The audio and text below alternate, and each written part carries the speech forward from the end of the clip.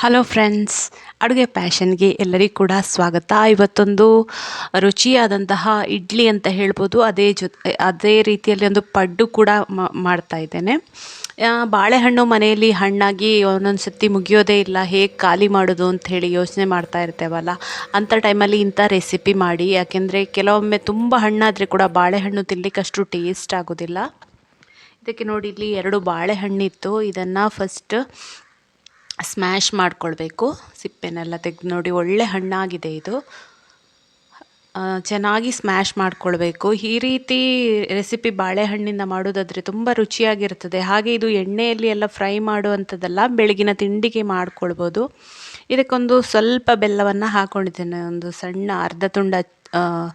ಅರ್ಧ ಅಚ್ಚು ಅಂತ ಹೇಳ್ಬೋದು. ಅಥವಾ ಒಂದು ನಿಮ್ಮ ಸಿಹಿಗೆ, ನಿಮಗೆ ಜಾಸ್ತಿ ಸಿಹಿ ಬೇಕು ಅಂದರೆ ಸ್ವಲ್ಪ ಜಾಸ್ತಿ ಹಾಕಿ. ನಾನು ಸ್ವಲ್ಪ ಸಿಹಿ ಆಗುವ ಹಾಗೆ ಹಾಕ್ಕೊಂಡಿದ್ದೇನೆ.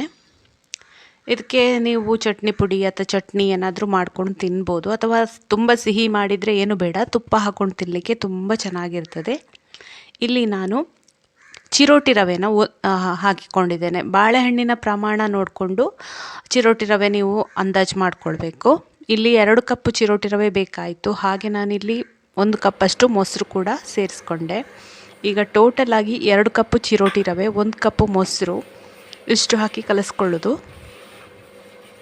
ಚೆನ್ನಾಗಿ ಮಿಕ್ಸ್ ಮಾಡಿಕೊಳ್ಬೇಕು. ಬಾಳೆಹಣ್ಣಿನ ಪಲ್ಪ್ ಈ ಹಿಟ್ಟಿನ ಜೊತೆ ಮಿಕ್ಸ್ ಆಗಬೇಕು. ಆಮೇಲೆ ಇದಕ್ಕೆ ನೀರು ಎಷ್ಟು ಬೇಕು ಅಂತ ನೋಡಿಕೊಂಡು ಹಾಕ್ಕೊಳ್ಳೋದು.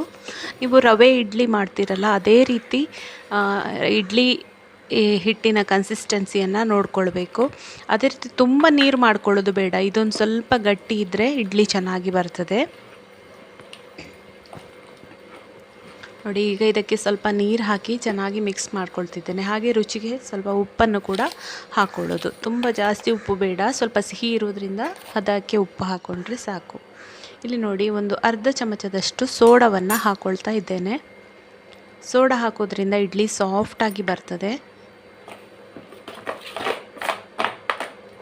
ಸೋಡಾ ಹಾಕಿ ಚೆನ್ನಾಗಿ ಮಿಕ್ಸ್ ಮಾಡ್ಕೊಳ್ಳೋದು. ಒಂದು 10 ನಿಮಿಷ ಹಾಗೆ ಇಟ್ಟಿದ್ದೇನೆ ನಾನು. 10 ನಿಮಿಷದ ನಂತರ ಆಮೇಲೆ ಇಡ್ಲಿಯನ್ನು ಮಾಡ್ಕೊಳ್ಳೋದು. ಇಲ್ಲಿ ನಾನು ಇಡ್ಲಿ ತಟ್ಟೆಯಲ್ಲೇ ಇದನ್ನು ಹಾಕ್ಕೊಂಡು ಬೇಯಿಸ್ಕೊಳ್ತಾ ಇದ್ದೇನೆ. ನೀವು ಯಾವ ರೀತಿ ಬೇಕಾದರೂ ಬೇಯಿಸ್ಕೊಳ್ಬೋದು, ಬೌಲ್ಗಳಲ್ಲಿ ಹಾಕಿ ಆದರೂ ಬೇಯಿಸ್ಕೊಳ್ಬೋದು, ತೊಂದರೆ ಇಲ್ಲ. ಹಾಗೆ ನಾನು ಇದೇ ಹಿಟ್ಟಿಂದ ಪಡ್ಡುವನ್ನು ಮಾಡ್ಕೊಂಡಿದ್ದೇನೆ. ಪಡ್ಡು ಥರ ಮಾಡಿಕೊಂಡ್ರೆ ಕೂಡ ತುಂಬ ರುಚಿಯಾಗಿರ್ತದೆ. ನನಗೆ ಸ್ವಲ್ಪ ಹೇಳೋದಾದರೆ ಪಡ್ಡುನೇ ಇಷ್ಟ ಆಯಿತು ಇಡ್ಲಿಗಿಂತ ಅಂತ ಹೇಳ್ಬೋದು. ಪಡ್ಡು ಒಂಥರ ಕ್ರಿಸ್ಪಿಯಾಗಿ ಬರ್ತದಲ್ಲ ಇಡ್ಲಿಗಿಂತ. ಹಾಗಾಗಿ ಈಗ ಎಲ್ಲವನ್ನು ಹಾಕೊಂಡಾಯಿತು ನೋಡಿ. ಸ್ವಲ್ಪ ಪಡ್ಡನ್ನು ಕೂಡ ಮಾಡ್ಕೊಳ್ಳುವ ಅಂಥೇಳಿ ಮಾಡ್ಕೊಳ್ತಾ ಇದ್ದೇನೆ. ಹೀಗೆ ಕೊಳಿತಾ ಇರುವಂತಹ ಬಾಳೆಹಣ್ಣಿಂದ ರುಚಿಯಾದ 2 ರೆಸಿಪಿಯನ್ನು ಈ ವಿಡಿಯೋದಲ್ಲಿ ನಿಮಗೆ ತೋರಿಸಿದ್ದೇನೆ. ಫ್ರೆಂಡ್ಸ್, ನಿಮಗೆ ಈ ವಿಡಿಯೋ ಇಷ್ಟ ಆದರೆ ಖಂಡಿತ ಲೈಕ್ ಮಾಡಿ. ಹೀಗೇ ಬೇರೆ ರೆಸಿಪಿ ಜೊತೆ ನಾನು ಮತ್ತೆ ಬರ್ತೇನೆ. ಹಾಗೆ ನೀವು ಫಸ್ಟ್ ಟೈಮ್ ಈ ಚಾನಲನ್ನು ನೋಡೋದಂತಾದರೆ ಖಂಡಿತ ಸಬ್ಸ್ಕ್ರೈಬ್ ಮಾಡೋದನ್ನು ಮರಿಬೇಡಿ. ನೋಡಿ, ಪಡ್ಡು ಮಾಡಲಿಕ್ಕೆ ಪಡ್ಡು ಹಿಟ್ಟು ಹಾಕಿ ಒಂದು 3 ನಿಮಿಷ ಬೇಯಿಸ್ಕೊಳ್ಬೇಕು. ಆಮೇಲೆ ಇದನ್ನು ಉಲ್ಟಾ ಮಾಡಿ ಒಂದು 3 ನಿಮಿಷ ಬೇಯಿಸ್ಕೊಳ್ಬೇಕು. ಚೆನ್ನಾಗಿ ಬೇಯಿಸ್ಕೊಳ್ಳೋದ್ರಿಂದ ರುಚಿ ಚೆನ್ನಾಗಿರ್ತದೆ. ಉಲ್ಟಾ ಮಾಡಿಕೊಂಡು ಒಂದು 2 ನಿಮಿಷ ಬೇಯಿಸ್ಕೊಳ್ಳಿ. ಬೇಕಾದರೆ ಮುಚ್ಬೋದು ಅಥವಾ ಮುಚ್ಚದೆ ಓಪನಲ್ಲಿ ಕೂಡ ಬೇಯಿಸ್ಕೊಳ್ಬೋದು, ತೊಂದರೆ ಇಲ್ಲ. ನಾನು ಓಪನ್ನಾಗಿಯೇ ಬೇಯಿಸ್ಕೊಂಡೆ. ನೋಡಿ ಎಷ್ಟು ಚೆನ್ನಾಗಿ ಬಂದಿದೆ ಕಲರ್ ಪಡ್ಡೋದು. ಇದು ತಿನ್ನಲಿಕ್ಕೆ ಸ್ವಲ್ಪ ಸ್ವೀಟ್ ಮತ್ತು ಬಾಳೆಹಣ್ಣು, ಅದೊಂದು ಪಚ್ಚೆ ಬಾಳೆಹಣ್ಣು ಅಲ್ವಾ, ತುಂಬಾ ಫ್ಲೇವರ್ ಚೆನ್ನಾಗಿರ್ತದೆ ಆ ಬಾಳೆಹಣ್ಣಿದ್ದು. ಒಂಥರ ಒಂದು ಸ್ವೀಟ್ ಡಿಶ್ನಾಗೆ ಸಹ ಆಗ್ತದೆ. ನೀವು ಜಾಸ್ತಿ ಬೆಲ್ಲ ಹಾಕಿದರೆ ತುಂಬ ಸ್ವೀಟಾಗಿ ಇನ್ನೂ ರುಚಿಯಾಗಿ ಬರ್ತದೆ. ನನಗೆ ಅಷ್ಟು ಸ್ವೀಟ್ ಬೇಡ ಅಂಥೇಳಿ ನಾನು ಸ್ವಲ್ಪ ಕಡಿಮೆ ಬೆಲ್ಲವನ್ನು ಇಲ್ಲಿ ಉಪಯೋಗಿಸಿದ್ದೇನೆ. ನೋಡಿ ಎಷ್ಟು ಸಾಫ್ಟಾಗಿ ಬಂದಿದೆ, ಎಷ್ಟು ಚೆಂದ ಬಂದಿದೆ ಅಂತ. ಇದು ಸಾಯಂಕಾಲ ತಿಂಡಿಗೆ ಆದರೂ ನೀವು ಮಾಡ್ಕೊಳ್ಬೋದು, ಬೆಳಗಿನ ಬ್ರೇಕ್ಫಾಸ್ಟಿಗಾದರೂ ಮಾಡ್ಕೊಳ್ಬೋದು.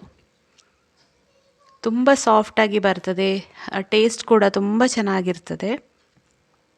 ಹಾಗೆ ರವೆಯಿಂದ ಮಾಡಿದಲ್ಲ, ಆರೋಗ್ಯಕ್ಕೆ ಕೂಡ ತುಂಬ ಒಳ್ಳೆಯದಿದು ನೋಡಿ. ಹಾಗೆ ನಿಮಗೆ ಯಾವುದೇ ರೀತಿ ಎಣ್ಣೆ ತುಪ್ಪ ಎಲ್ಲ ಬಳಸದೆ ಬ್ರೇಕ್ಫಾಸ್ಟ್ ಕೂಡ ಆಗಿರ್ತದೆ. ತುಂಬ ಚೆನ್ನಾಗಿರ್ತದೆ ಇದು ಇಡ್ಲಿ.